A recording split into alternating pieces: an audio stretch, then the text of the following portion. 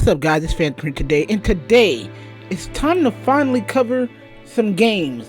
And Final Fantasy 16 is on the horizon, and we have a lot of stuff. We have a teaser website, we have introducing the world and the character of Final Fantasy 16.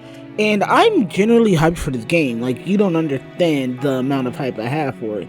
So let's actually talk about it, because right now we're on the PlayStation blog and it's pretty much gonna give us a pretty good synopsis of what's going on. So first I actually want to cover, hello everyone, this is Naoko Yoshida, producer from Final Fantasy 16. He's basically giving us the rundown of everything. So first I want to talk about the world, the characters, and everything that people generally care about. So we're gonna first start off with how he described the world: a land blessed in the light of Mother's crystals. I can see they're still going with the crystal motif, but this time they're setting it back into its medieval roots, which I'm very, very glad, because I'm like, as much as I love seeing Final Fantasy games take place in alternate timelines, or futuristic timelines, I love that they're going back to sort of this Final Fantasy 14 type of roots, where it's like, it's definitely back to the medieval time that it originated from. So Final Fantasy 16's adventure takes place in a land called Valisthea. I don't want to butcher that name, which is studded with colossal mountains of glittering crystals called Mother's Crystals. These Mother's Crystals have towered over the realm around them for generations, blessing them with ether. The blessings of the Mother's Crystal has allowed these realms to thrive and their people to live in comfort. So basically, these magical crystals pretty much are like, if I could compare it to anything, like Mako or Materia in Final Fantasy VII, except these crystals, they fuel the world and they allowed for them to have a comfortable existence. And they can also, pretty much, I could tell that's going to be the source of your magic and, what ether is, which is something really interesting. Countless wars have been fought over the Mother's Crystals all around the land, leading to the rise of the nations such as the Grand Duchy, I butchered that name, of Rosaria, the Holy Empire, Sunbrea, I'm so sorry guys, the Kingdom of Wallowed, and I'm not even going to try to pronounce that, I'm wait till the game do it, Republic, in the Iron Kingdom. So it's like 3 warring factions. That's a lot to take in, each with their own cultural and ideology, damn, I cannot read today, I'm sorry, English is new to me today. Ongoing skirmishes have spurred an uneasy peace between these nations, but with the emergences of the ruminous blight, that fragile peace is starting to deteriorate. So we can tell something that's gonna lead to the War of the Crystals, and I can tell we're gonna go through sort of a, how do I put it? We're gonna go through the timeline of what's going on, because right now we see the older version of the protagonist, which again, we're gonna get into them right now, with the 3 characters swept up by the winds of fate. There was a lot of speculation, but yet the young knight and the tattooed man in the Awakening trailer are one and the same. So yeah, they were the same person. His name is Clive Rosefield, and he's the main protagonist of the game. I thought his name was Joshua. Bro, everyone thought his name was Joshua, the firstborn son of the Archduke in Rosaria. Clive is a shield who protects his younger brother Joshua, so his brother's name is Joshua, and the dominant of the Phoenix. Joshua bestowed the blessing of the Phoenix upon him, giving Clive the ability to wield a part of Ixion's fire. However, as the story unfolds, he is swept up into a great tragedy. So again, yeah, everyone thought that Joshua was the main protagonist, well, at least the name, but nope, his name is Clive. Now, I don't know if that's any better, but I like it. I personally like the character's design. He looks like, I wouldn't say he looks like a way more well fleshed out Noctis, which is very hard to do. So Joshua Cloverfield is Clive's younger brother, and also the dominant of the Phoenix. Okay, cool, I read that right. Icon of the Fire. Dominants are special beings who have the power of Icon residing with them as a dominant. Joshua transforms into the Phoenix and fights to protect his nation, even though he was born into royalty, and treats everyone with kindness. But he does have his childlike side too, with particular dislike of carrots. That's a weird quirk that they had to bring up, but okay. The 2 brothers find a confidant in Jill Warwick, who was raised alongside them at an early age.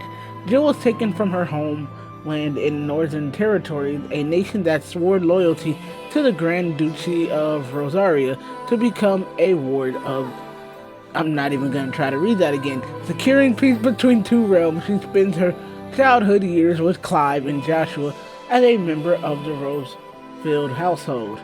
So yeah, that's pretty much a description of the characters, and we only have 3. I'm wondering if the party members are going to be a lot bigger than just these 3 characters. It's cool if it's just these 3 characters, because that's just going to be another something different, because from my recollection, and please don't be afraid to correct me in the comment section, because I played most Final Fantasies, I just haven't played like Final Fantasy like 1, 2, and 3. I played 1, and I know you had more than like 3, so, but I didn't play like 2 and 3.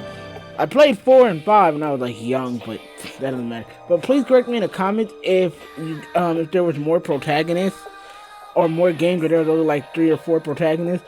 Please tell me. I'm down to listen.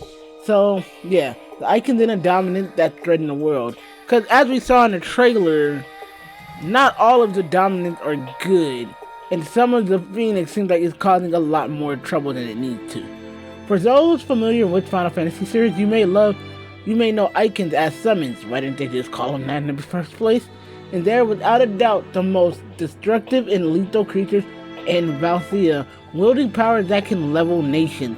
Icon resides within special things called dominants. How dominants are treated depends on the realm. In some they are revered as royalty, while in others they are sent to the front lines as weapons of war. In the Awakening trailer, icons such as, I'm just gonna call them summons, summons such as Phoenix, Titan, Shiva, and Ifrit make an appearance. As for questions about how many other summons there are in Valthea, who they are, and what they will happen when they come to blows, well, you'll just have to wait for a future reveal to find out. So I'm generally hyped. This was a lot of information they gave us, and the game doesn't look, I mean, we're gonna have a bunch of trailers coming out for 2021. Also, stuff about the game actually coming out next year is a really high possibility.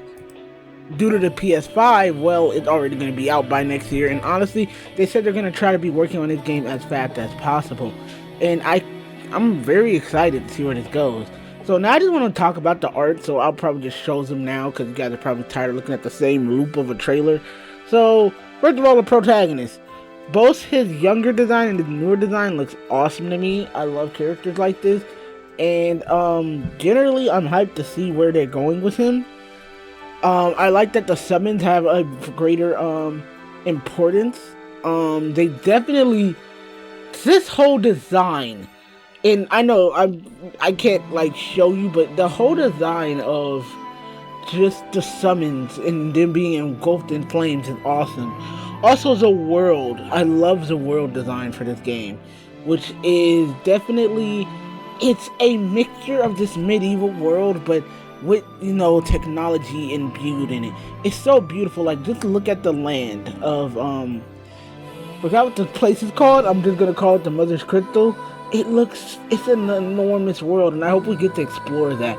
Again, I knew they were gonna try to do open world with Final Fantasy 16, and this kind of proves my point here. It looks great, and they got unique with it. Like, there was no way they could get away with it being a generic looking world. It's beautiful. And just the summons and just everything. And I'll leave a link down to the description where you guys can find the teaser website. I'll also leave it in the pinned comment. But just overall, I'm very hyped, and I feel like they're doing an amazing job with this game. And again, thank you guys so much for watching. I will be covering Final Fantasy 16 as much every time we get some information going on. I'm going to get back in the groove of things. I just haven't had the mood to be on YouTube, but now I got a new computer, got you know, a new app. Well, I wouldn't even say a new avatar, but I can now move around and talk and use sprites. But yeah, also it's like soon college is almost done for the semester, so I can now focus on my content and try to get a lot more. But yeah, if you want to keep up with more Final Fantasy and fighting game news, don't forget to hit that subscribe button. Don't forget to hit the bell notification, because YouTube is broken as ever. And follow me on social media. You can follow me on Twitter Twitch, you can look at live streams of me playing games, and I'll see you guys in the next video. Peace out, let your heart be your guiding key, and may the Mother's crystals bless you.